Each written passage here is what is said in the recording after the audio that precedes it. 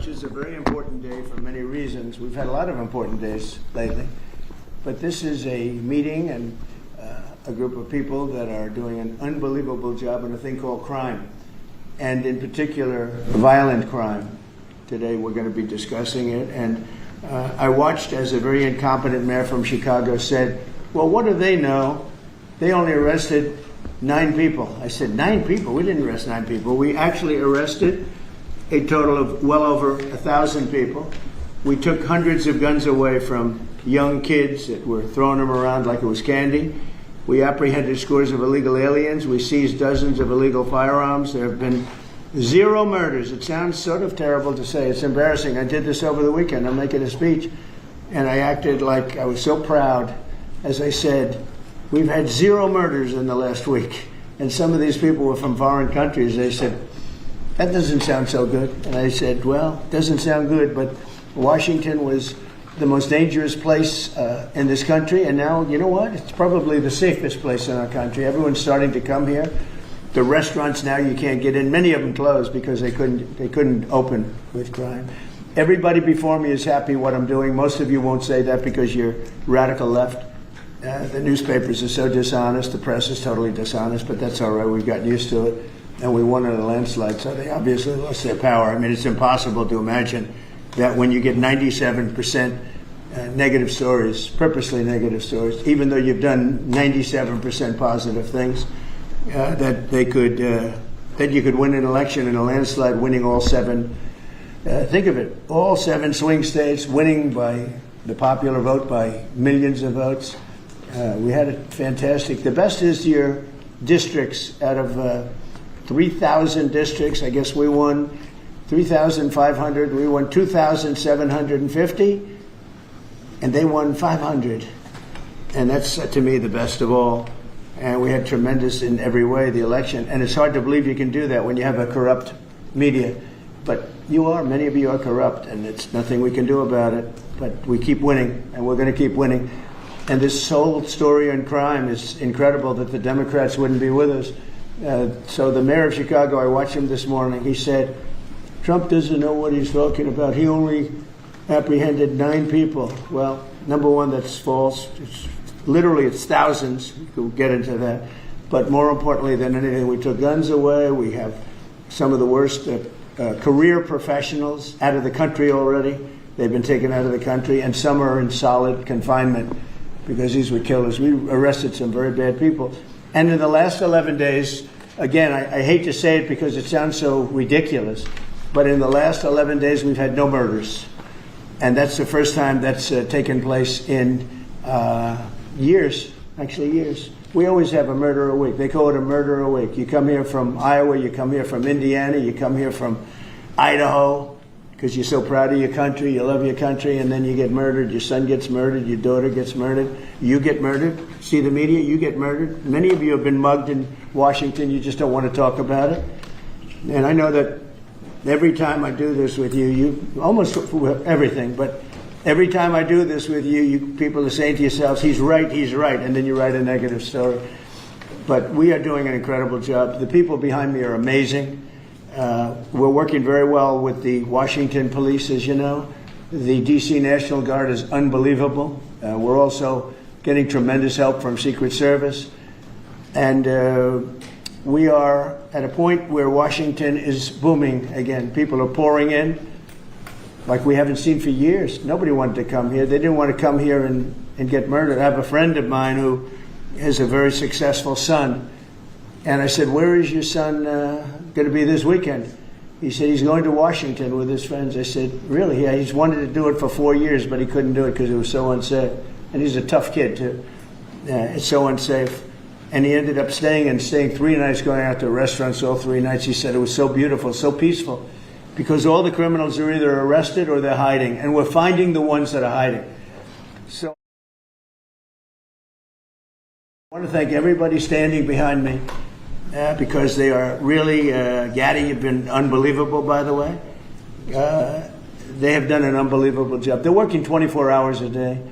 And Washington, D.C. is now in great shape. I'm going to be working with Clark Construction, which is by far your biggest construction company. And we're going to also beautify Washington. We're going to rip down the broken medians, fix them. We're going to put asphalt on the roads. We're not ripping them apart like these stupid people do. They rip a road down to the dirt, and then they spend 5 years in building the new one, and then it starts settling. You know, the whole thing is so crazy. And they'll spend hundreds of millions of dollars on a road. I'll spend about $2, and it'll look better. So we're going to be replacing medians. We're going to be replacing much of the asphalt in the road, which in the city, which is in bad shape. We have great stripers. We have great contractors, but we have to let them do the thing. The Congress had said that they'll give us whatever money is needed to fix up the Capitol. This is the Capitol. And we're not going to spend a lot. It's going to go fast, and it will be spotless. And we want it spotless for the World Cup and for the Olympics. You saw the World Cup was here the other day. And come to think of it, there's your trophy for the World Cup. In fact, it's solid gold. That's actually solid gold, so heavy that some of the people in this room wouldn't be able to lift it up. I think what I'm going to do is place it right above the angel, right over there. That's solid gold, too. We're going to put it right up there. Look at that. There's a solid gold trophy. They know how to get to me, you know. I like the angel better, to be honest with you. So we're going to sign, and then we'll take a few questions, and we'll tell you how good a job we're doing. We want to go from here to other places, but I was telling some of the people that in a certain way, you really want to be asked to go. You know, I hate to barge in on a city and then be treated horribly by corrupt politicians and bad politicians, like a guy like Pritzker. He ought to spend more time in the gym, actually. This guy is a disaster. Gavin Newsom's a disaster. When we went, we saved Los Angeles. You wouldn't have been able to have the Olympics in Los Angeles. You're barely able to have it now. They did lose 25,000 houses to a fire that should have never occurred because they didn't let the water come down from the Pacific Northwest, which you guys don't want to write about. I had to break into the water supply to let the water down. And even now, we want more. We can have much more. It's less than half of what should be coming in. I don't know, they have a political thing about it. It's like the craziest thing I've ever seen. But I don't like going to a town, a city, place, a state, and then be criticized by some corrupt or incompetent governor where crime is rampant. Like, take a look at D.C. Crime was rampant. It was at the all-time worst. It got really bad during the Biden 4 years. And then I have a mayor stand up and say how crime has reached a 30-year low. 30-year low. People are being killed left and right. And it's not a 30-year low. Think of it. So for 11 days, there have been no murders. The record goes back years where that's happened. They haven't seen that happen in years. And then people stand up, and instead of thanking us, which they should do, and she's not that bad. She's better than most. But, you know, you have people, I watched in Illinois, Chicago, Illinois is a disaster. I have property there. It's a disaster what's going on in Chicago. And you get Pritzker, he's violating our rights. I think this is another men and women's sports thing. I think this is one of those, you know, they call them 80-20 issues. I call them 97-3. I think the Democrats better get smart. And, you know, politically, I hope they don't. But actually, in terms of love for the country, I hope they do, because it would be good to work together. So I'm thinking about, you know, when I have some slob like Pritzker criticizing us before we even go there, I made the statement that next should be Chicago, because as you all know, Chicago's a killing field right now. And they don't acknowledge it. And they say, we don't need him. Freedom, freedom. He's a dictator. He's a dictator. A lot of people are saying maybe we like a dictator. I don't like a dictator. I'm not a dictator. I'm a man with great common sense, and I'm a smart person. And when I see what's happening to our cities, and then you send in troops, instead of being praised, they're saying you're trying to take over the republic. These people are sick. But I'm really saying, and I say this to all of you, in a certain way we should wait to be asked, because they have cities that are so under control, you know, out of control. So we go in and fix it. They take the full credit for it, and they go out and say, I heard it this morning. They're saying how well they've done over the last 10-day period, that they set record lows. They don't say that we're there with very tough people, by the way. They have to pass the toughness test. Otherwise, they're not working for us. So, and we're allowed to do that now according to the United States Supreme Court decision. Now, they have to pass a toughness test. If they're not tough, we don't want them for this job. They might be great for other jobs, but not for this job, because they're respected. You saw the gang of kids. They were all huddled up, and a group of soldiers walked up. They never even got over. Those kids ran back to their homes or wherever the hell they came from. They were gone. This is one of the safest cities right now in the world, as crazy as that sounds. And it took 7 days. It took really 3 days, but we're now in our 11th day. So I want to thank you. So we had all of these things. 439 illegal alien criminals have been removed, and we have 6 known gang members, some of the worst leaders of gangs anywhere in the country, MS-13 and Tren de Aragua. We have 2 missing children that have been recovered. They thought they were gone. We brought them back to the family. The family started crying. They couldn't believe that they saw their child again.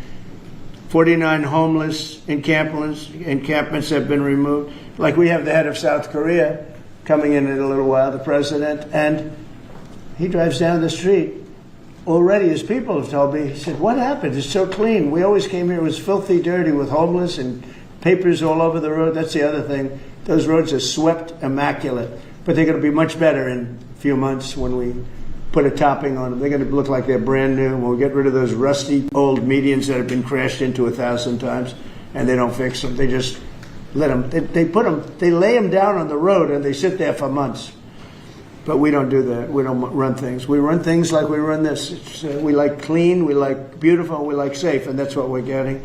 So I'll start signing the executive orders. To me, this is a very, very big deal. One of the executive orders has to do with cashless bail. That was when the big crime in this country started. And I can tell you who did it, when, but I don't want to do that because others followed pretty quickly. But that was when it happened. Somebody kills somebody, they go in, don't worry about it, no cash, come back in a couple of months, we'll give you a trial. You never see the person again. And, I mean, they kill people and they get out. Cashless bail. They thought it was discriminatory to make people put up money because they just killed 3 people lying on a street. Any street, all over the country, cashless bail. We're ending it, but we're starting by ending it in D.C., and that we have the right to do through federalization. Okay, let's go. Could I ask you to say exactly what this is? Of course. So, as you've consistently identified, sir, cashless bail policies are a key driver of the disorder we see on city streets all over America. Catch and release system allows criminals to keep going back out onto the street and reoffending. What this executive order does, it charges your attorney general with identifying jurisdictions all over the country that have cashless bail policies, and then it withholds or revokes federal funds and grants that are flowing to those jurisdictions to ensure that we're only supporting the people who have reasonable common sense policies around crime. So what area does it cover? Potentially anywhere that has a cashless bail policy. So some of the largest cities, some of the most left-wing states in America have adopted. All of them, right? Illinois would be a great example of that, sir. Oh, they have a great cashless bail. You don't even have to go to court sometimes. No, Illinois, I love that state. It's a great state, but it's run so badly by Pritzker. They threw him out of the family business and he becomes governor. Now he wants to run for president. I don't think that's going to happen. Okay, we'll sign right here, right? Sir. So important. And this isn't Republican, Democrat. This is, and by the way, most Democrats agree with this. But this is just, we got to bring our country back. Okay? That's a big one. Also on the issue of cashless bail, sir, this is a D.C.-specific executive order. In addition to the measures that we're taking that are quite similar to what we're doing around the country, in D.C. in particular, the objective is holding as many criminal defendants in federal custody and subjecting them to federal charges as possible. That means that they'll be held pre-trial in federal jail as opposed to just being cut back out on the streets due to a cashless bail policy. Okay. And we have the room. And by the way, the prison they have in D.C. is horrible. It's horrible. People were subjected to live in that dog trap for so long, so unfairly. I have stories, you'll be hearing about them. that prison is horrible.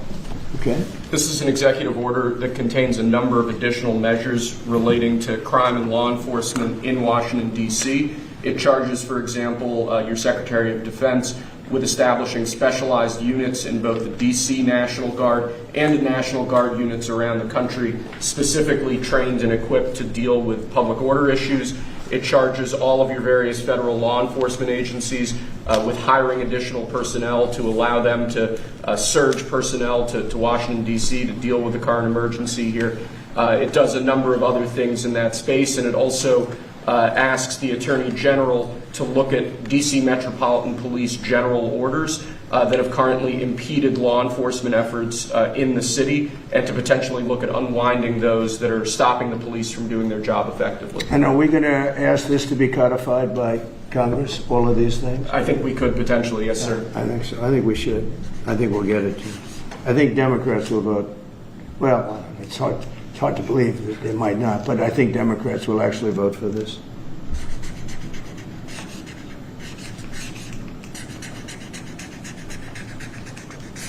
There's no auto pen that can do that.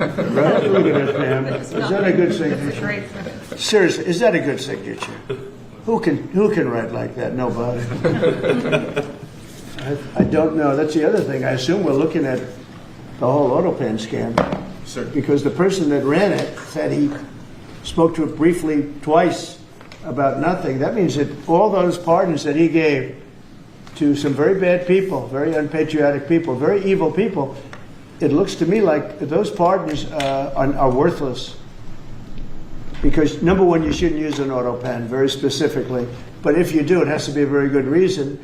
And they have to know that the president wanted it. The president didn't want this. The president didn't know he was alive, okay? He never approved any of this stuff.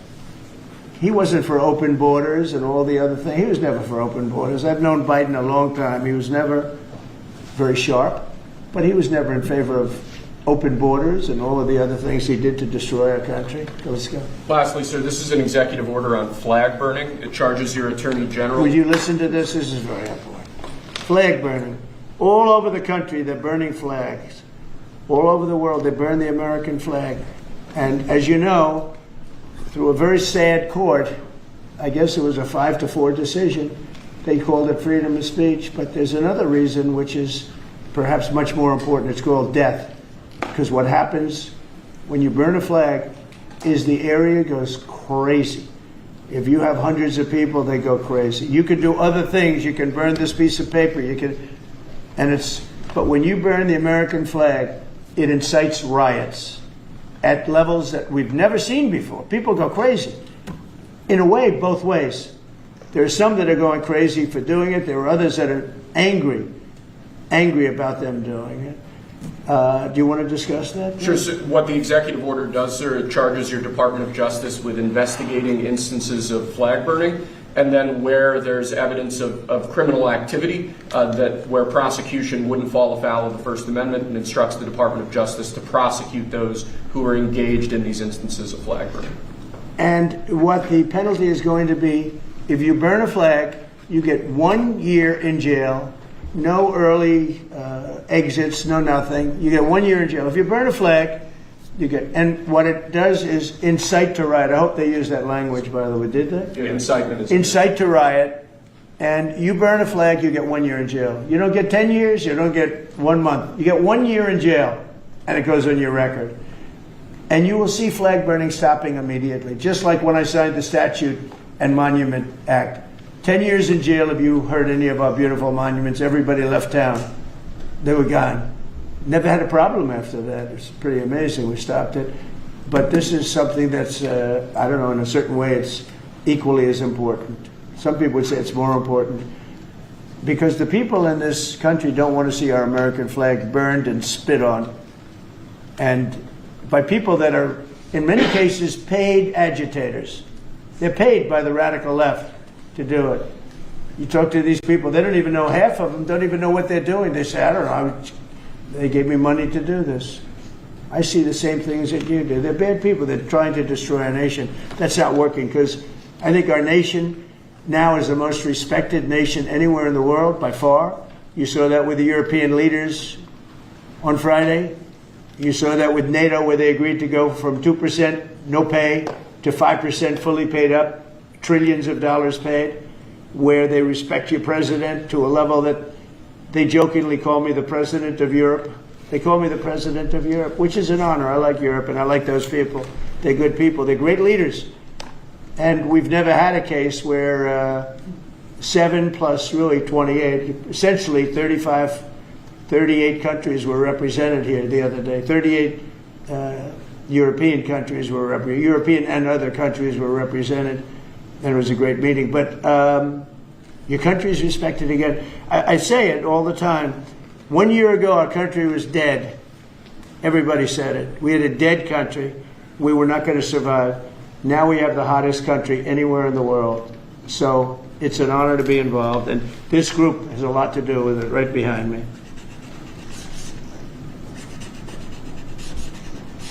Does anybody behind me have anything? Pam, would you like to say something? Sure, President. Thank you for keeping D.C. safe. You know, just a couple examples of a mother, a single mom, whose house was burglarized, and the defendant got out on cashless bail, went back the next night and burglarized her house again. That's why this is so important. A man got in a fight with another guy. He had a gun. He was let out. Next night, he got up, went back, and killed him. So that's why it's so important, President, what you're doing. And thank you for protecting the American flag. And we'll do that without running afoul of the First Amendment as well. And President, I think I think Gaddy Serralta had something he wanted to give you on behalf of all the law enforcement who are out there every single night. Yes. Thank you for putting me in charge of this surge. As the director of the United States Marshal Service, it's the oldest law enforcement agency. It was created in 1789. So on behalf of all the federal law enforcement agencies that we're working with and those that have yet to join the team, we thought it was only appropriate to present you with an honorary United States Marshal Service badge. And this badge comes with this little item right here, which is a handcuff key, Mr. President, because you continue through your policies and your efforts with your staff to unhandcuff law enforcement officers all over this nation. And I can tell you personally that they thank you for that. Thank you. That's beautiful. You can continue unhandcuffing law enforcement. That's a very great honor. I'll save that and put it someplace up, which is important. Thank you very much, Ken. I appreciate it. Thank you very much. Really nice. Thank you. That's very nice. Thank you. Well, we love those people. They're brave and they love our country and they don't want to see it. Do you know how many people volunteered for this job? And before I ask the VP to say a few words, because he feels very strongly about it, I think it's very important, Pam, that when we do this, that a state required, they come and ask us. I mean, I see Pritzker saying, we don't want them. In the meantime, his city is being shot to hell. And they do that politically. And they probably do want it. If we didn't go to Los Angeles, you would literally have had to call off the Olympics. It was so bad. And the sheriff and the law enforcement people, but the sheriff said, and he came out very strongly, he said, if we didn't have these people, we were not able to control it. Now, 4 days later, after we had it totally under control, we did that quickly. He changed his tune a little bit. Well, I think we could have done it. They were dead. If we didn't send in the troops, Los Angeles was dead, the Olympics was gone, the World Cup was gone, everything was gone. We did a great job. And Newsom, he's an incompetent governor. But I think people should want us to be there, because otherwise all they'll do is complain as we do our job. So we'll have to think about that, okay? We go in, like in Washington, we go in and the people that are here that have been doing, I don't want to say terrible because she happens, she's a nice woman, yes. I don't care about if she's nice, I really don't care. I want her to do, I'd rather have her be horrible but do the job. But we come into Washington and we have the 11 best days they've had here in 2 centuries. I mean, they've never seen anything like it. Let's go 2 decades. In over 20 years, they haven't seen anything like what happened. And now they're out there saying, we don't have crime in Washington. Well, that's true. For 11 days, you don't have crime. But before that, everybody was getting hit and mugged, and you people could not walk to your office without security. That's how unsafe it was. So I think we should really let them have their city, let their city go to hell, and when they come and beg us to help. The only problem is we want to save it for the people, because the people want us there. The people here, 95% of the people here want us. The real people, not the people you find on, I don't know where you find these people. You have one person has a broken nose. Where'd you get it? Well, I was mugged. Good. Do you want to see Trump here with? No, I don't want. The woman has a broken nose. She got mugged. But she's saying she doesn't want any protection. It's all made up fake news. It's just fake news. I don't know where you find these people. Anyway, would you say a couple of words, please? And then I'm going to ask JD to say something. You have done an unbelievable job in a short period of time. Thank you, Mr. President. Highly recommended by you know who, right? Yes, sir. Do you want to say his name? Mr. Youngkin. Governor Youngkin. Yes, sir. We stole you from Governor He called me. Youngkin. right. He called me. Glenn Youngkin called, and he said, I have somebody who's really fantastic. And based on that recommendation, here you are. And you've done a fantastic job. I appreciate it. Thank you, Mr. President. Thank you. Go ahead. The men and women of the Metropolitan Police Department are back. They enjoy doing their job again. They feel the ability to go out and be law enforcement officers. They feel that they're connected to their communities again. They are making a difference. Thanks to you, Mr. President, and our federal task force, you are making D.C. safe once again. Good. Thank you, sir. It's going to get better and better. Well, it can't get much better. There's no crime. I read where crime's down 89%. I said, really? Who are the 11%? Okay? There's no crime. JD, please. Yes, sir. Well, thanks, Mr. President. Thanks to the incredible team here. You know, I want to echo something the President said where you say there haven't been murders in a couple of weeks in D.C., and it doesn't sound good, but then you talk to local law enforcement, and I didn't realize this, that this town averaged one murder every other day for the last 20, 30 years, which means that in 2 short weeks, the President and the team have saved 6 or 7 lives, people who would have been killed on the streets of D.C., who are now living, breathing, spending time with their families because the President had the willpower to say, no more. We're not going to give the streets of D.C. over to vagrants and robbers and murderers. And the last point I want to make, sir, to your point about we want people to welcome us, to ask us, because look at Governor Pritzker in Illinois, or Governor Newsom in Los Angeles, or Governor Moore in Maryland. They are angrier about the fact that the President of the United States is offering to help them get their crime under control than they are about the fact that murderers are running roughshod over their cities and have been for decades. Why are Democrat governors angrier about federal law enforcement helping clean up their streets than they are about the fact that those streets need to be cleaned up to begin with? It shows a real sickness in the head. And I agree with the President of the United States. I think most Democrats, rank and file, nobody likes crime. Republicans don't like crime. Democrats don't like crime. Independents don't like crime. Why are Democratic governors doing everything in their power to make crime easier to do in their cities? It doesn't make an ounce of sense to me. But, Mr. President, I appreciate you being willing to help. And I hope these governors take you up on the offer because we should clean up all of America's streets. It's the right of every American to live in safety and comfort in their community. And we've got the people to do it. They're signing up like they've never signed up before. Our military, as you know, during the campaign, nobody was signing up. We were way short of their goal, we were understaffed. Nobody wanted to be in the military. Nobody wanted to be a policeman. Nobody wanted to be a fireman. They didn't want anything to do with the country. We had an grossly incompetent president who frankly should not have been there.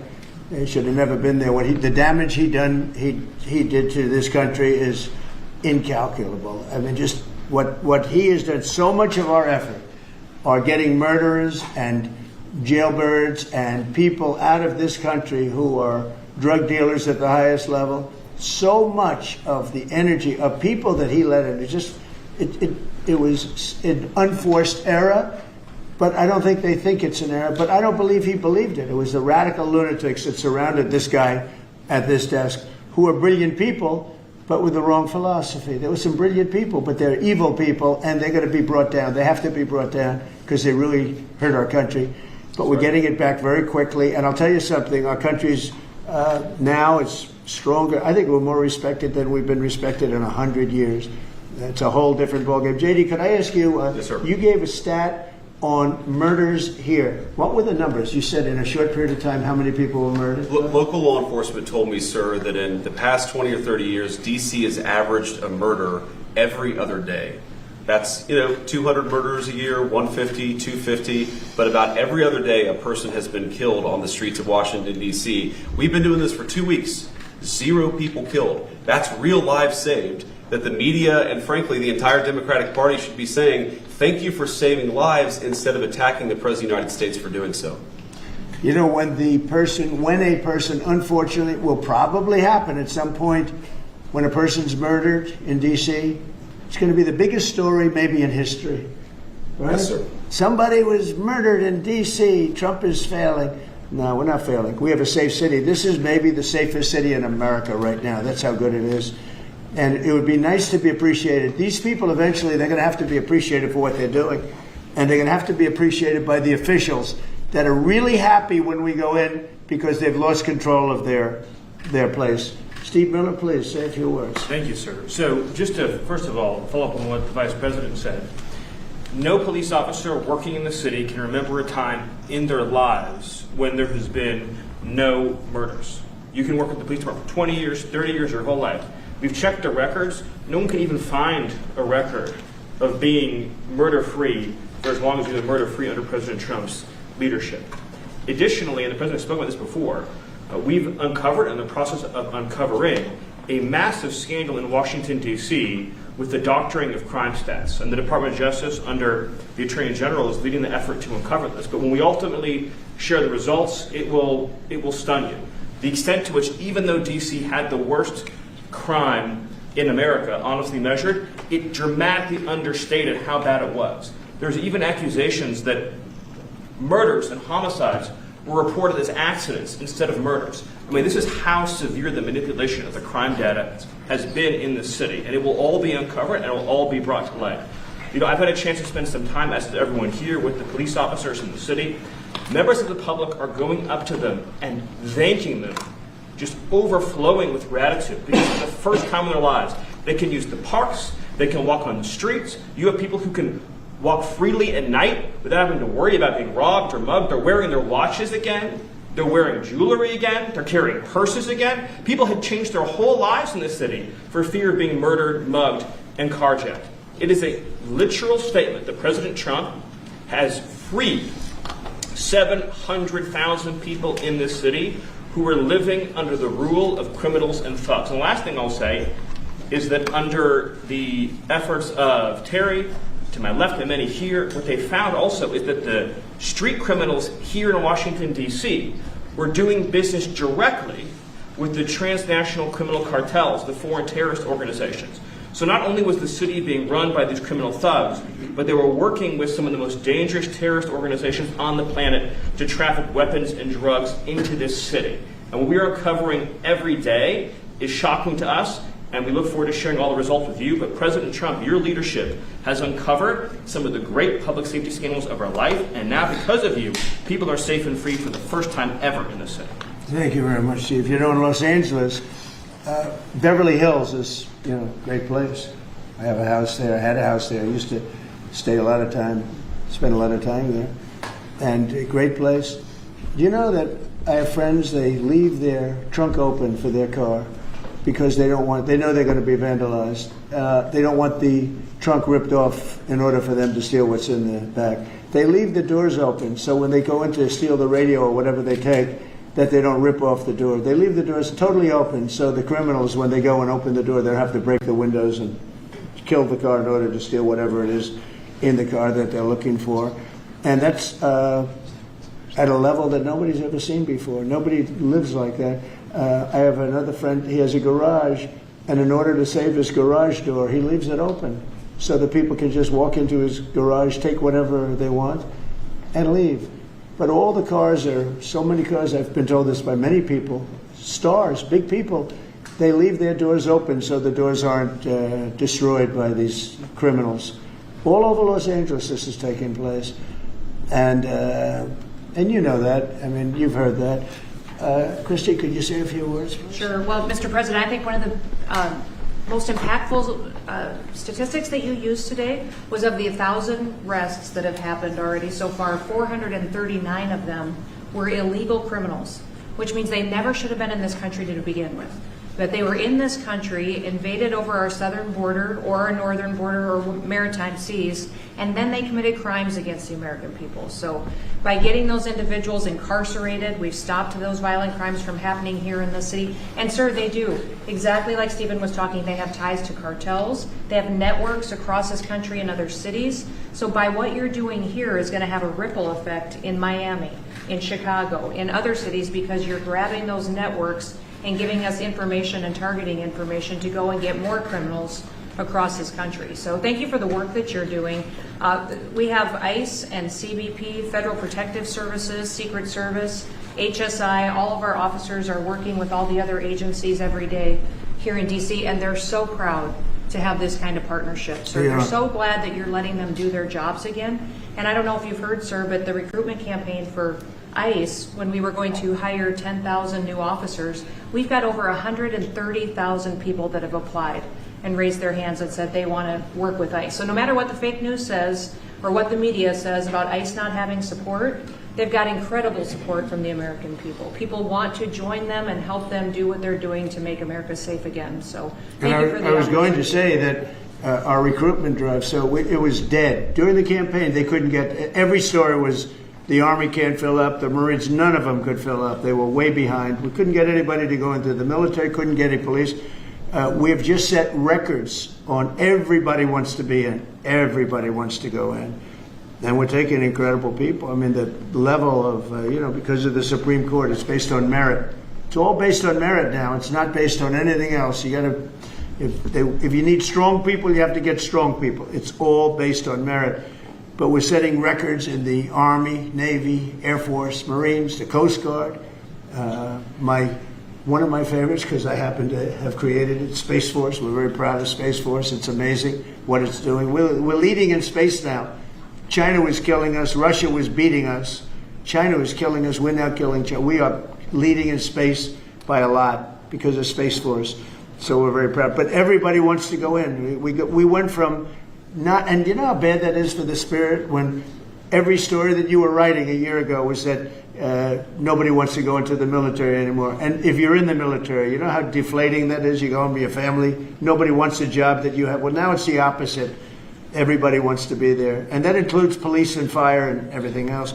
You're doing a good job. Thank you, sir. You're stopping a lot of wars. just the presidents we're stopping. We've stopped 7 wars. And really, the number is actually 10. We're not including a couple, and we're not including in there the what we did with Iran, stopping their nuclear play. They would have had within a month or two, they would have had a nice big nuclear weapon to use. That's not going to happen. That won't happen. Pete, go ahead, please. Yes, sir.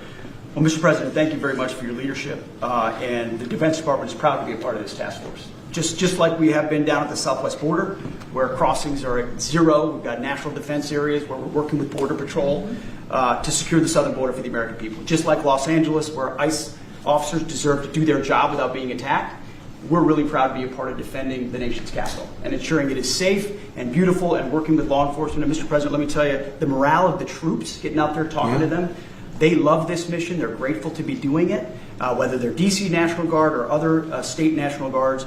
And at your direction as well, sir, it's just common sense to make sure they're armed as well. And so we're rolling out ensuring they're armed, capable of defending themselves and others if need be, supporting law enforcement, and we're proud to be there, sir. Well, look at the mission you just accomplished with Iran. 36 hours back and forth, flawless. Every bomb hit its target. They went right down those chutes, dark at night, no moon, no nothing. Every target, every bomb went right down. They have a chute that goes right down deep into the mountain. And they shouldn't have put ventilation in, I can tell you, because we use that for our advantage. But what they did, and we had the pilots and even the people that took care of the planes, we had a whole group of people at the White House a couple of weeks ago. And, you know, I didn't realize this, but they said, we've been looking at their predecessors, and then these were the pilots. They said we gave them beautiful medals. And I'll show you the medal. Gave them a medal just like this. See? Just like that. They were so happy. Gave a lot of them out for that. It was an incredible job. You know, we had 52 tankers. People don't realize, so that they could refuel. We had many fighter jets, F-22s, F-35s. We had many. It was an amazing operation. It was flawless. Compare that to the operation when they went in with the helicopters crashing and everyone running around the desert, and the prisoners being taken, and that was Jimmy Carter. And what a horrible thing. This was the exact opposite. This was the exact opposite of what they did in leaving a very, very nice place. The Taliban runs a tough operation in Afghanistan, and I think it was the most embarrassing day in the history of our country. That was Biden. I was leaving, and we would have left through strength, tremendous strength. We would have kept Bagram, which is the air base, one of the largest runways in the world, one of the most powerful. You could land anything on it, many, many feet thick. You don't build them that way anymore. You can't. But we left it, and now China's occupying that air base. This was the most incompetent administration in history, the Biden administration. And you're just lucky that they lost, because if they won, you wouldn't have a country anymore. And so, Pete, you started off by saying the Department of Defense. And somehow it didn't sound good to me. You know, it didn't sound good. Defense, what are we defense? Why are we defense? So it used to be called the Department of War. And it had a stronger sound. And as you know, we won World War I, we won World War II, we won everything. Now we have a Department of Defense with defenders. I don't know. If you people want to, standing behind me, if you take a little vote, if you want to change it back to what it was when we used to win wars all the time, that's okay with me. All right? That's coming soon, sir. You let me know if you want to do it. I think Department of War. It just sounded bad. He said, sir, on behalf of the Department of Defense. Defense. I don't want to be defense only. We want defense, but we want offense too, if that's okay. So you'll make a decision. But, you know, as Department of War, we won everything. We won everything. And I think we're going to have to go back to that. In the meantime, I've stopped all of these wars. I've stopped them. The big one would have been India and Pakistan. But we stopped them all. We stopped 3 wars. Go to Africa. They like to say, oh, you know, I love black people. And I did great with the vote with the black people. But they say he's a racist. He's a racist. I said, really? For 35 years, a war raged between Rwanda and the Republic of the Congo. And it was a vicious war. 9 million people were killed with machetes, largely. Hatchets, machetes. That went on for more than 30 years, but 34, 35 years. And I stopped it. In fact, the presidents are coming in a week or two to sign. We have the foreign ministers. It's all signed. The war stopped.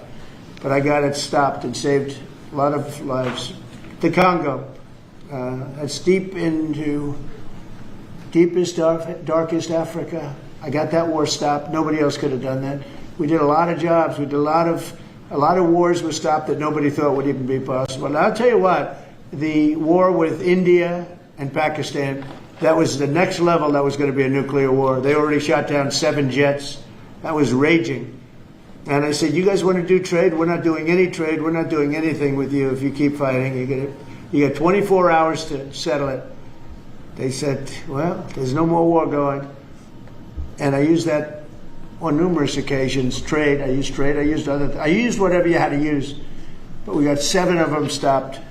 And the one I thought would be easiest, frankly, was going to be Russia and Ukraine. But that turns out to be some big personality conflicts. It's one of those things. But we're going to get that stopped eventually. We're going to get that stopped too. 7,000 soldiers died last week. Think of that. 7,000. I usually say 5,000, but 7,221 soldiers died last week in the fighting between Ukraine and Russia. And they're not our soldiers, but they're souls. They're living souls, and they leave their homes, and they wave to their parents, and their parents are so proud as they leave in a beautiful uniform, and a week later they get their head blown off by a drone. New form of military. It's a whole new form of fighting. So I would just like to thank the people that are behind me.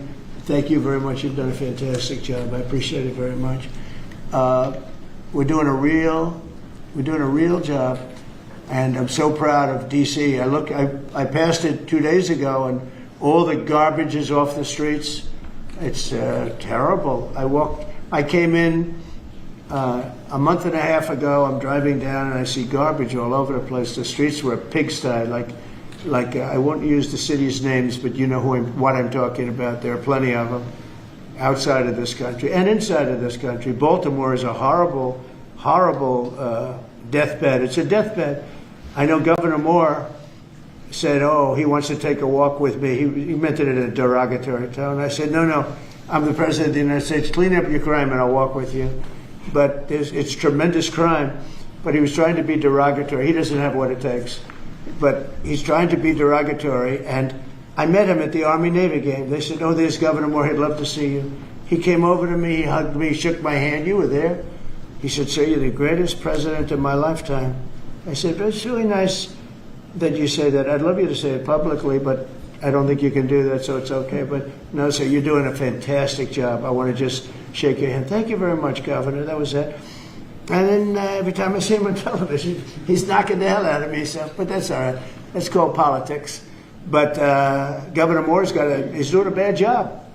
Newsom's doing a bad job. All of their potential candidates are doing a bad job. I can't imagine Pritzker being even a candidate, but somebody said he is. He can't do the work, can't do the job. He's not temperamentally suited. So I just want to thank you all for being here. Do you have some questions? Is the Pentagon, and maybe the Secretary of Defense can weigh into, is the Pentagon preparing for military deployment to Chicago? And with what you said there, are you waiting for the governor? We're ready to go anywhere. We have a full complement of great human beings. We're full. You know, our military is full. We were way empty 1 year ago. Now we're full. So we can go anywhere on less than 24 hours notice. Are you waiting for the government? And we're doing a lot to interdict, to stop drugs from coming in too. We have ships out on sea. You know, we have nobody coming through our border anymore. Nobody. Doesn't that feel good to know that you don't have prisoners coming in and, you know, killers, murderers? We had 11,888 murderers come in, let in by the Biden administration. Many of them have been captured, but we still have a couple of thousand that are out there. Some of them, 50% of them killed more than one person, okay? But a lot of them have been captured. What they've done to our country, these people that circle this moron that we had behind this desk, what they've done to our country is unthinkable. It's unthinkable. I mean, if you think so much of our time is devoted to correcting a problem that all they had to do is say, close the borders. Remember when he said, well, I have no power to close the border. I have to go back and get an act from Congress. I didn't get an act from Congress. I came in, I said, close the borders. And Tom Homan, who's not here, has been fantastic, Christy, right? Yes. Tom Homan is great. He's a fantastic man and respected by everybody. But I said, Tom, close the borders. Christy, close the borders. The borders were closed. We didn't go to Congress and get permission. We just closed the borders. And in the last 3 months, hard to believe this one too, in the last 3 months we've had 0 people come into our country illegally through the southern border. Nobody would have said that's possible. Yeah, please. Thank you, Mr. President. Today, MS-13 gangbanger and human trafficker Kilmar Abrego Garcia turned himself into ICE in Baltimore. Do you have any comment on this? And why are the Democrats so emotionally attached to this man who beats his wife and is part of a terrorist organization? Because they think he's going to be good for votes, and I think he's very bad for votes. These people are deranged. He's not good for votes. He beat the hell out of his wife. His wife is afraid to even talk about him. She's been mauled by this animal. And, you know, through a system of liberal courts, you know, he's doing things. But, no, we have that under control. And Pam has got that very much under control. Do you want to comment on it? No, we've got him under control. He will no longer terrorize our country. He's currently charged with human smuggling, including children. The guy needs to be in prison. He doesn't need to be on the streets like all these liberals want him to be. And as part of this operation here in D.C., we've also taken off MS-13 members. We've taken, I think just last night, we got a TDA guy off our streets right here, right around from where we all work. Another TDA member gone because of this project. So we're going to keep America safe from all of these foreign terrorist organizations, including Abrego Garcia. Okay. Mr. President, if we could get your reaction, sir. The Israelis bombed a hospital in Gaza, killed 20 people, including 5 journalists. When did this happen? This happened overnight, today. I didn't know that. Any reaction to this? Well, I'm not happy about it. I don't want to see it. At the same time, we have to end that whole nightmare. I'm the one that got the hostages out. I got them out, all of them. Steve Witkoff has been amazing. He's done a great job. But I'm the one that got them all out through my people and through me. And now we're left with probably a little bit less than 20 because I think 1 or 2 are gone. And I said a long time ago, I'm going to get them out. But when we get down to that final 10 or 20, these people aren't going to release them because they're dead after they release them. So it's a nasty situation. Very nasty, horrible thing. Mr. Yes. President, could you please elaborate on your post on South Korea? What were you referring to? Well, I heard that there were raids on churches over the last few days, very vicious raids on churches by the new government in South Korea, that they even went into our military base and got information. They probably shouldn't have done that, but I heard bad things. I don't know if it's true or not. I'll be finding out. As you know, your new president's coming in just a couple of hours coming here. I look forward to meeting him. But we won't stand for that. We just won't stand for that. So are you prepared to order National Guard troops, though, into American cities if those governors don't request the federal deployment? I am, but I also think that, look, Chicago, everybody knows how bad it is. Everybody standing there knows. We know. You don't have to be doing any studies. They should be saying, please come in. Pritzker should be saying that. You know, I did a favor for Christy Whitmer, a good favor, I think, with the fish, the carp, the China carp. Did you ever hear of it? China carp.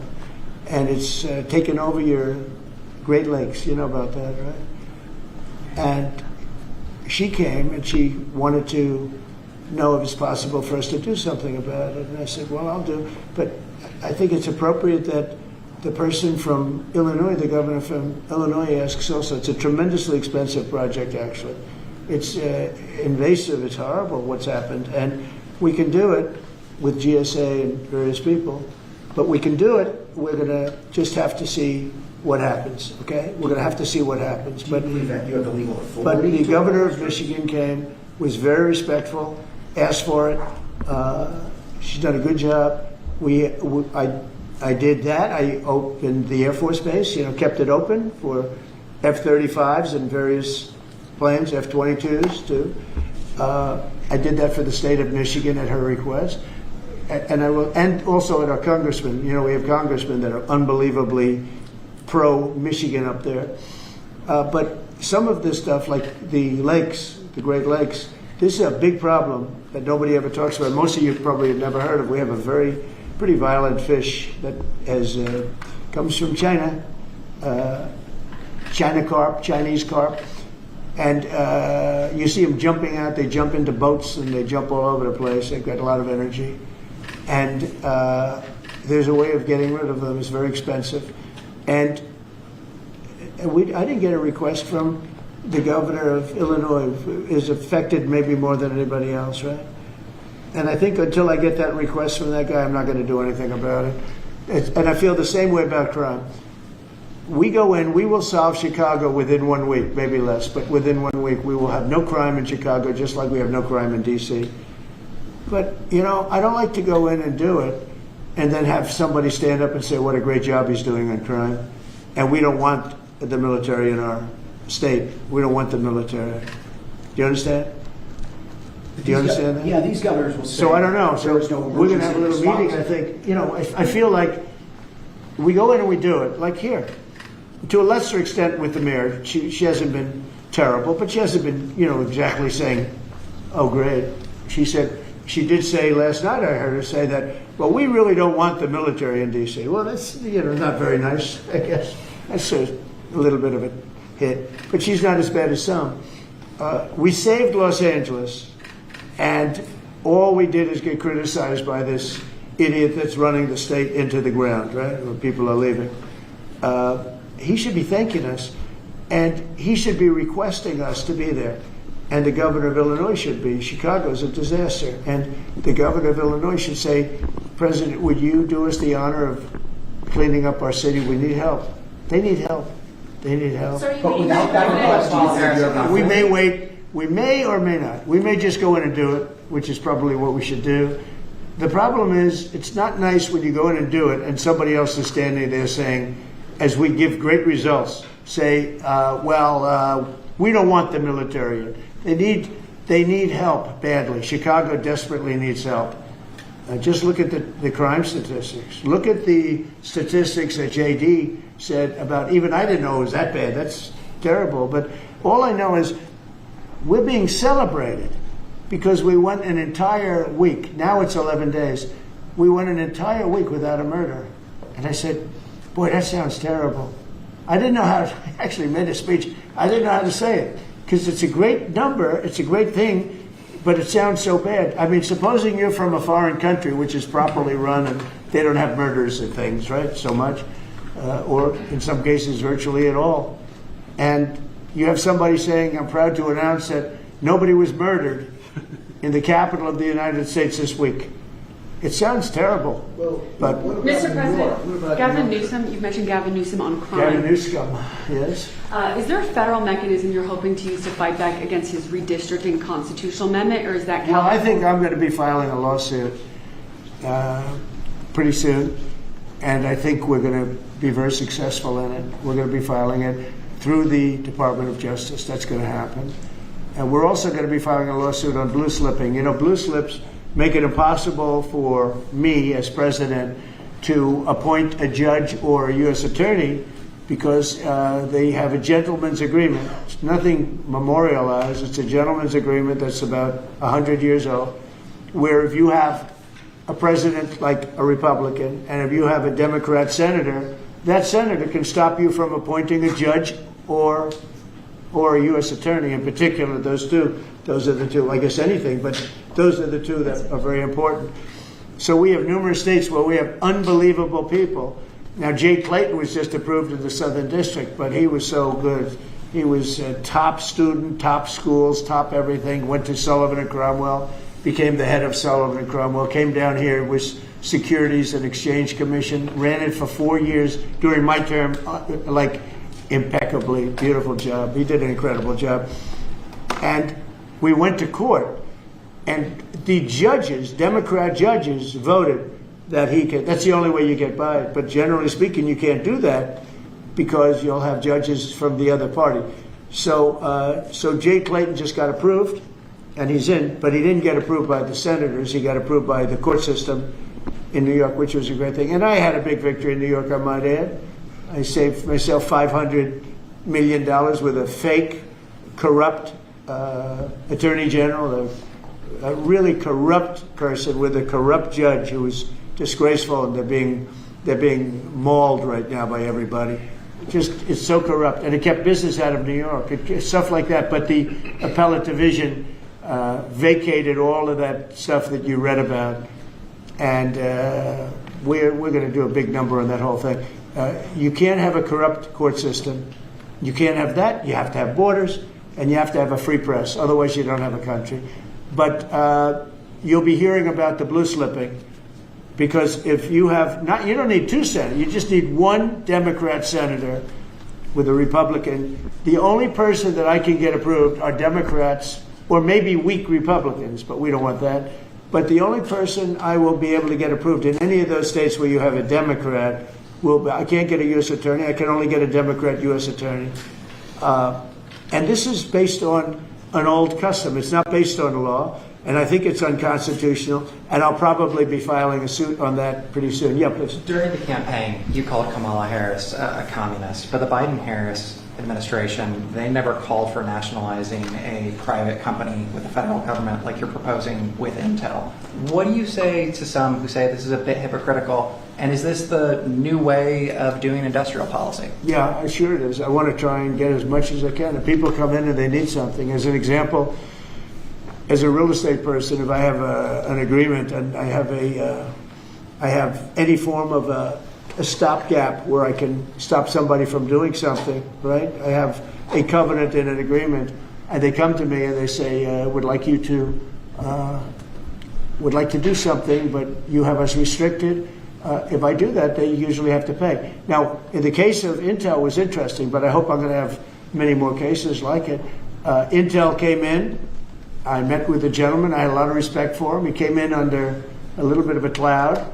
I liked his story. I thought he was good. I think he really means to do a good job with Intel. I said, I'd like to ask whether or not you'd give, because the story, a lot of people said I invested in Intel. I didn't invest, but I invest my heart in it and my soul because I want the country to be strong. But I said, I'd like you to give 10% of Intel to the United States of America. Not to me, to the United States of America. And I said, if you have them as a partner, you have the United States as a partner, I think that would be a very good thing for Intel. And he thought about it, a little bit different, and he said, I like that idea very much. We have a deal. And I just made $10 billion or $11 billion for the United States of America. And yeah, there will be other cases. If I have that opportunity again, I would do that. And then, you do have stupid people say, oh, that's a shame. It's not a shame. It's called business. If somebody's willing to give you 10% of a company and you're not paying for it, and I will tell you, with a company like Intel, as you know, it's had difficulty.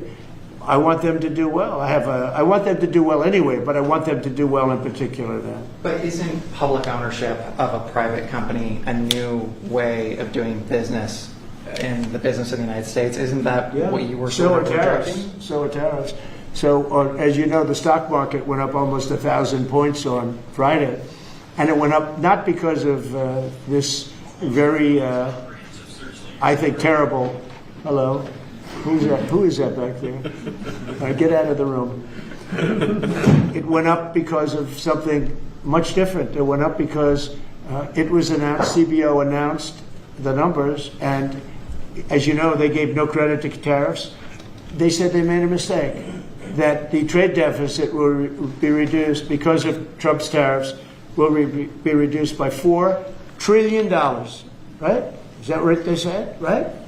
They said $4 trillion, and the market went up like a rocket ship because the tariffs are good. Well, tariffs aren't that usual. If the 7 wars I stopped, 4 of them were because of the fact that I had tariffs and trade. And I was able to say, well, if you do this, if you go fight and you want to kill everybody, that's okay. But I'm going to charge you each 100% tariff when you trade with us. You know what? They all gave up. I stopped 7 wars. Numerous of them was because of tariffs. So, you never knew the word tariff. It didn't exist really, essentially, in this country until actually in the 1870s up till 1913 it existed. And we were the richest country. We were richer then, proportionately, than at any time in the history of our country. And then, stupidly, in 1913, they said, let's go to the income tax way of life. Let the people pay instead of foreign countries. No. We're taking in trillions of dollars in tariffs, and we're stopping wars because of tariffs. So that's not so normal either. But you know what? Other countries did it to us, and now we're doing it to other countries. You ruled out boots on the ground in Ukraine, but how would air support as part of a security guarantee be any different? Those U.S. You airmen... really went from one question to the next. I expected he'd at least challenge you. Now we're talking about boots on the ground. But U.S. air assets over the skies of Ukraine as part of a security guarantee, wouldn't those U.S. airmen also be Well, you endangered? don't know what security guarantee is because we haven't even discussed the specifics of it. And we'll see. Number one, Europe is going to give them significant security guarantees, and they should because they're right there. But we'll be involved from the standpoint of backup. We're going to help them. And I think if we get a deal, and I think we will, but if we get a deal, you're not going to. I don't believe you're going to have much of a problem. But we'll back it up because I want to stop seeing people being killed. When Biden was here, he gave $350 billion. You know this from covering business. $350 billion to Ukraine. I said that Zelensky's the greatest salesman I think I've ever met, better than P.T. Barnum, because he'd come to the country, he'd walk out with $50 billion every time. He actually came here once, he walked out with $100 billion. We're up to $350 billion. I got $1 trillion worth of rare earth that we have from the country because I felt badly for our taxpayer. But I did something else at the NATO meeting. They are wealthy countries, but they weren't paying. And we don't pay any money to Ukraine anymore. Do you know that? In fact, it's the opposite. They request through NATO. We deal with NATO. We don't deal really with Ukraine. NATO requests missiles. They want Patriots. They want missiles. We give the missiles to NATO. NATO pays us in full and does what they want. I mean, I think they give them mostly till they can do other things with them too, because we're dealing with NATO. We pay no money to Ukraine. We gave $350 billion to Ukraine. You know, if we didn't give that kind of money, and I was the one that gave the javelins, if you remember. I gave the javelins. They were very effective. They say Obama gave sheets and Trump gave javelins. They were very effective with those tanks right at the beginning.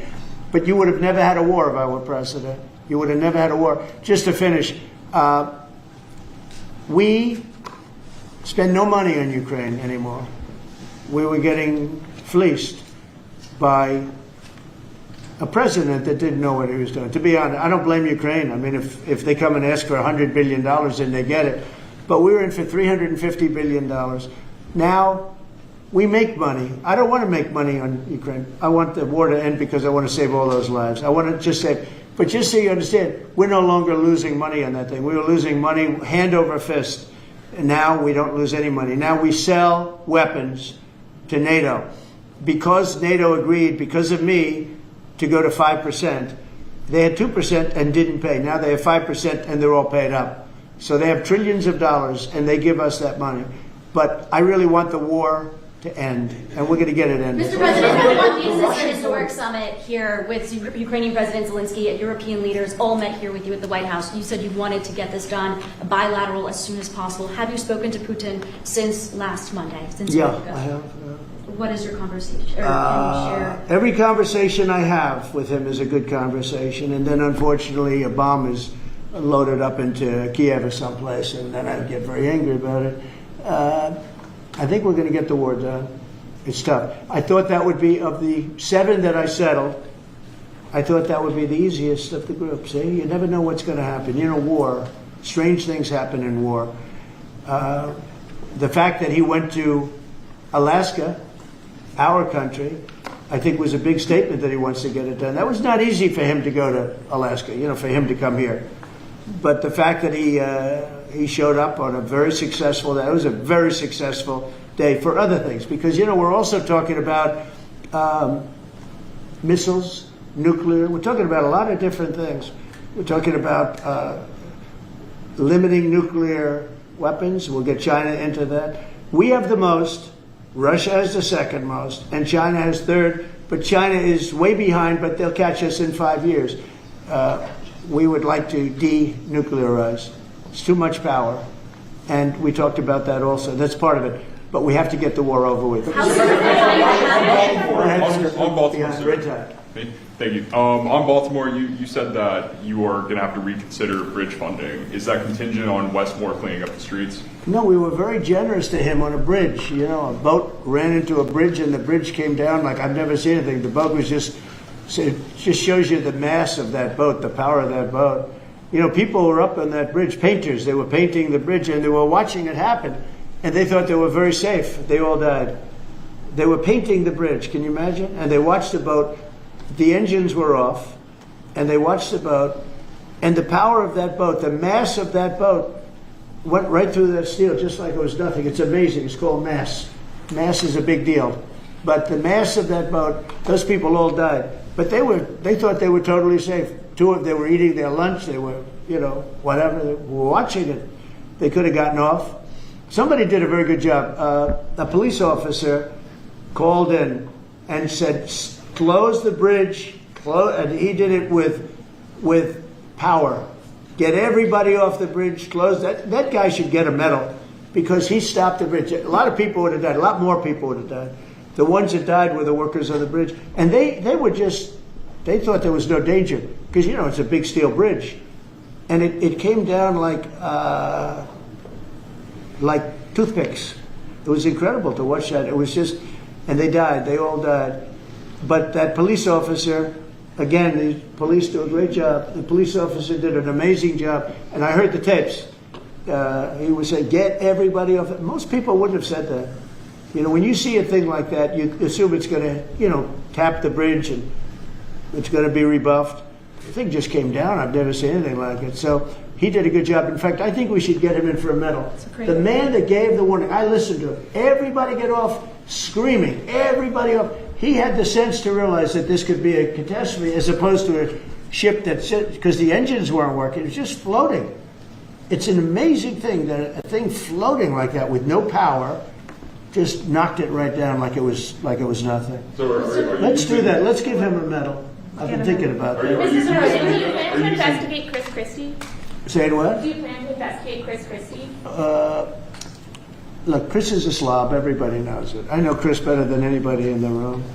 I always felt he was guilty. But what he did is he took the George Washington Bridge, which is very serious. He closed down the George Washington Bridge.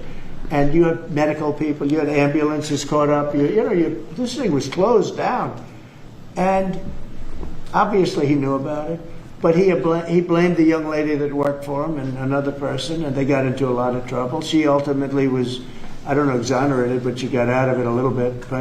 But she went through hell. She was a young mother, nice person. I knew her a little bit. And another man went to jail, and Chris got off. And so when I listen to Chris speak his hate, I say, oh, what about the George Washington Bridge? You know, tell me about the George Washington Bridge.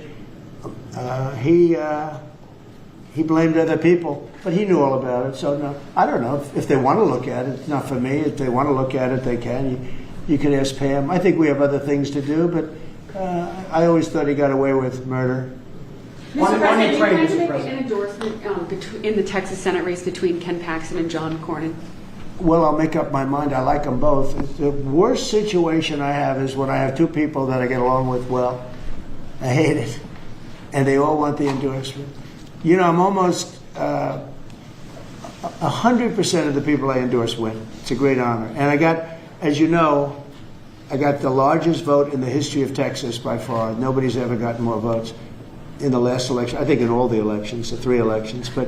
But they like me in Texas. So people are waiting for me. But I'd rather not comment on it right now. I like both guys. They're both friends of mine. And they're both good and very different. There's some talk among congressional Republicans about another reconciliation bill. Where do you fall on that, and what would you like to prioritize? Well, I don't want to do cutting. I want to save all the different things. I'm going to cut things that are unnecessary, but the one thing I said, and I gave my word, we're not going to hurt anybody on Medicaid, Medicare, or Social Security. And in fact, we're doing great on Social Security. We found 300,000 illegals on Social Security. We got them out. And, you know, things like that make Social Security very, very strong. So, no, I am very big into certain things, and one of those 3, you could say 3 of those things are Medicare, Medicaid, Social Security. We're going to protect it. And so we'll see how everything works out.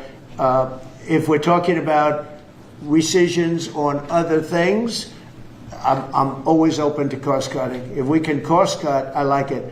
But nothing's going to happen to medical. We have something coming up, favored nations, where I'm going to be reducing drug prices by 1,500%, where a pill that sells in Germany for $10 costs $150 here because of the bad price. And I was all set to do it, and then we had the COVID come up, and I had to focus on that because we had the greatest economy in history my first term.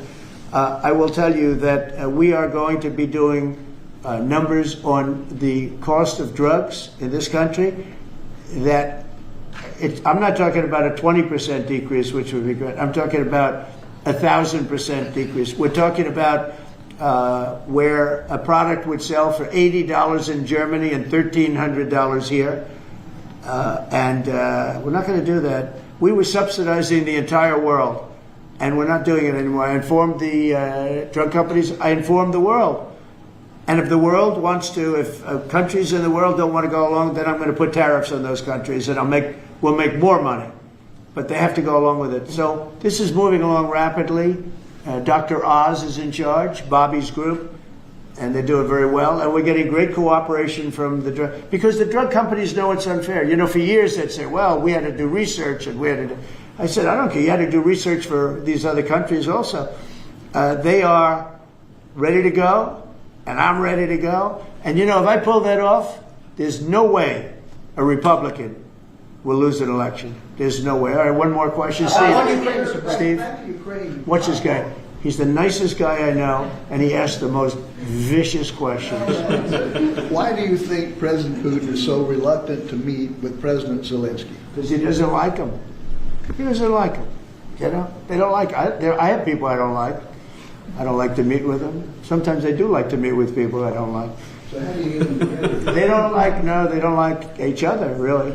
And if we had a real president instead of a guy that got in there with a fraudulent election, if we had a real president, that war would have never happened. Putin actually said, if Trump were president, it wouldn't have happened. It happened for a lot of reasons. It happened because of Afghanistan. When he saw how incompetent Milley was and all these guys were, I think he said, wow, this might be it, because it was the apple of his eye. It would have never happened if I were president. Mr. President, you have built relationship with Russian leaders and also North Korean leaders. As they are getting closer, how would that affect your diplomatic approach? Well, I have very good relationships with Kim Jong-un, North Korea. I mean, a lot of people would say, oh, that's terrible. No, it's good. In fact, someday I'll see him. I look forward to seeing him. He was very good with me. We had 2 meetings. We had 2 summits. We got along great. I know him better than you do. I know him better than anybody, almost, other than his sister. His sister knows him pretty well. No, I know him well, and I got along with him. You know, I'm not supposed to say I really like him a lot, because if I do that, I get killed in the fake news media.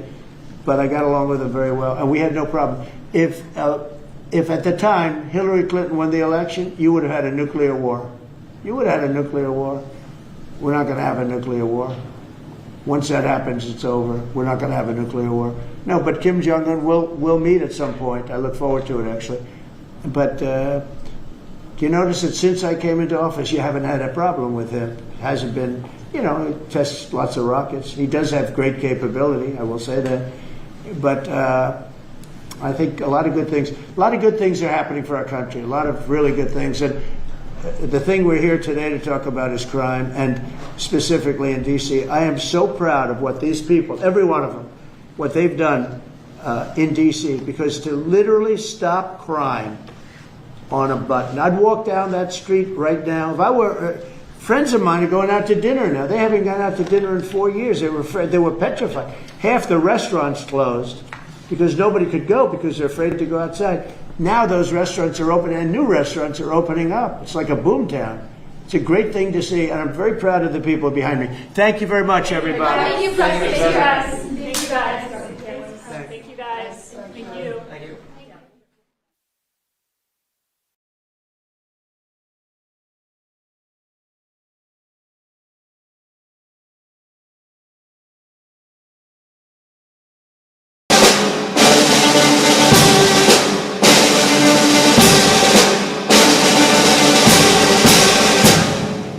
Ladies and gentlemen, the President of the United States.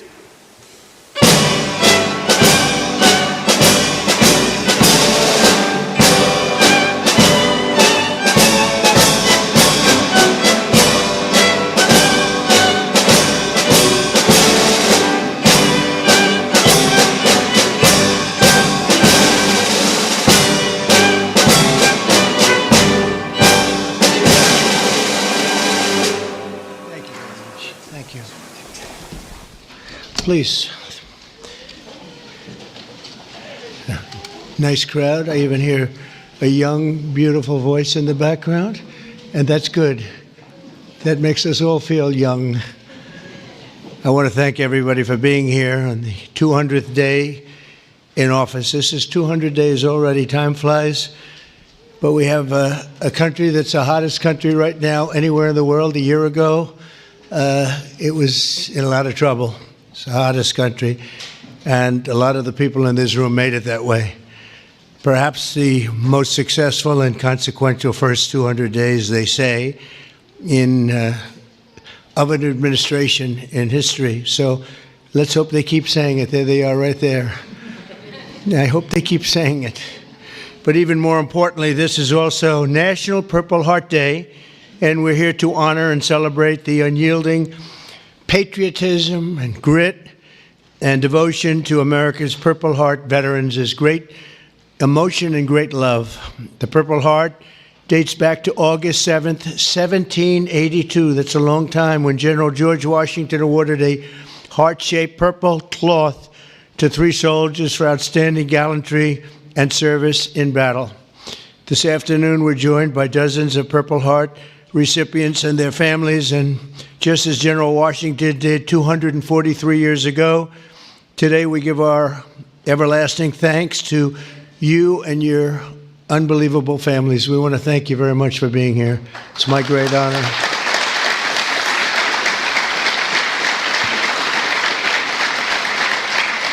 We're also joined by American patriots who love our military and our veterans, including Secretary of Defense Pete Hegseth. You're doing a great job, Pete. Thank you. We're working hard together. Secretary of Veterans Affairs with 92% approval rating, I hear. That's a record. Doug Collins. Thank you very much, Doug. The Director of National Intelligence, Tulsi Gabbard. She's got a lot of interesting things happening in the last 2 months. A lot of interest. Keep it coming, Tulsi. Keep it coming. Chairman of the Joint Chiefs of Staff, General Dan Kane, my friend, who I knew a long time ago. He got rid of ISIS in record time. They said it was going to take 4 to 5 years. He did it in 4 weeks. That's when I said, if I get into this again, I'm going to make him the chairman of the Joint Chiefs, and that's what happened. Great job, and he did an incredible job in Iran. I want to thank you very much. Great job, General.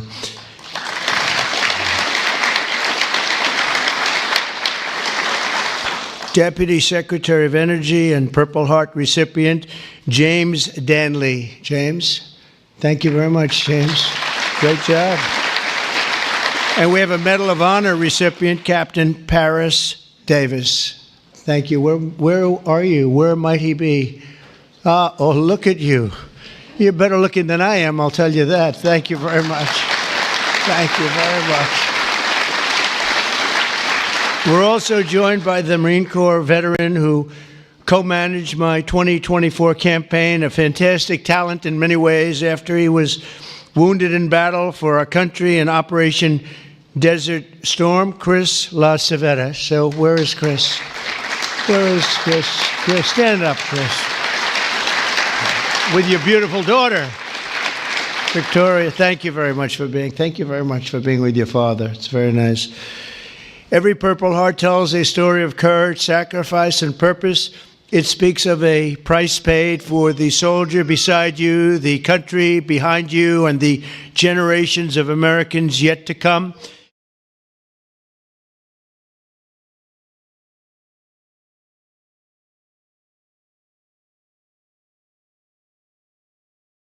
I'll start signing the executive orders. To me, this is a very, very big deal. The executive orders has to do with cashless bail. That was when the big crime in this country started. And, I mean, they kill people and they get out. We're ending it. What this executive order does, it charges your Attorney General with identifying jurisdictions all over the country that have cashless bail policies, and then it withholds or revokes federal funds and grants that are flowing to those jurisdictions to ensure that we're only supporting the people who have reasonable common sense policies around crimes. In addition to the measures that we're taking that are quite similar to what we're doing around the country, in D.C. in particular, the objective is holding as many criminal defendants in federal custody and subjecting them to federal charges as possible. That means that they'll be held pre-trial in federal jail as opposed to just being cut back out on the streets due to a cashless bail policy. Okay. So important.